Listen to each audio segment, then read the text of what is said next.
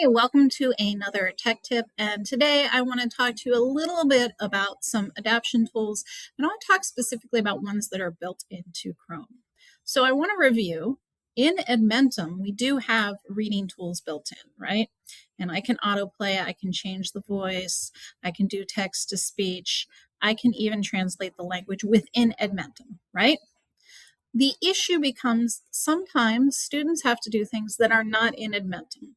So for example, and this is a great lesson, this is has students reading articles that are primary sources about the Declaration of Independence, right? So I went ahead and clicked on this first article, and I have this article, and it's a diary entry from John Quincy Adams when he was 19, which I think is kind of interesting for our students to see. But because this is on a separate website, I don't have those tools. But the nice thing is Chrome actually does have those tools built in. So if they're using Chrome as their browser, they can go to their three dots and come here and go to More Tools and go to Reading Mode, okay? And Reading Mode automatically gives me the ability to play it, and it's going to allow to the student. Oh, I'm sorry. If you want to hear that part, I should probably unmute my computer. So I can go ahead and play it. Now, one of the things that you can do, if you don't want to read the whole thing, you can come and highlight where you want it to start.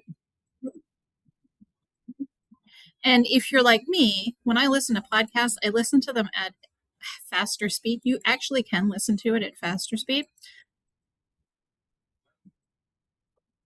I don't know that I would advise our students to do that, but that is something they can do.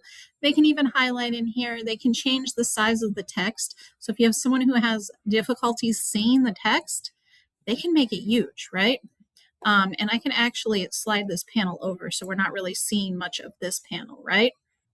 I can also increase the spacing, which sometimes is helpful to students with some reading difficulties. And the other good thing is you can change it to high contrast, right? So this might be very helpful for a student who needs reading accommodations and needs help with these things. And of course, the ever necessary translation, which is a big thing at FD, okay? So the difference if you're doing it with Translate is we come here and we use the translate option, okay? And I want to choose another language, and I want to translate to Spanish.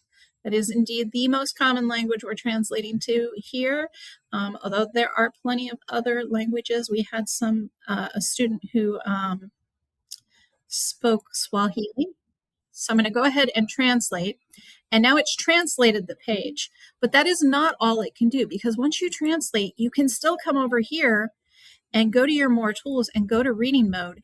And now you can have it read it in their native language at whatever speed you want. So you can slow it down, and you can mess with all the font, the spacing, all of that stuff that makes it easier for students to read. So I know that Edmentum does have a fair amount built in, but I really think that Google has done a great job with really helping and giving us a lot of tools to help students who might be struggling. So take advantage of these tools, teach your students how to use them, especially the ones who are struggling with the reading. They can use all of these tools on their own, and it will help them to take ownership of their own learning. I hope you're having a great week, and I will see you next Thursday. Bye now.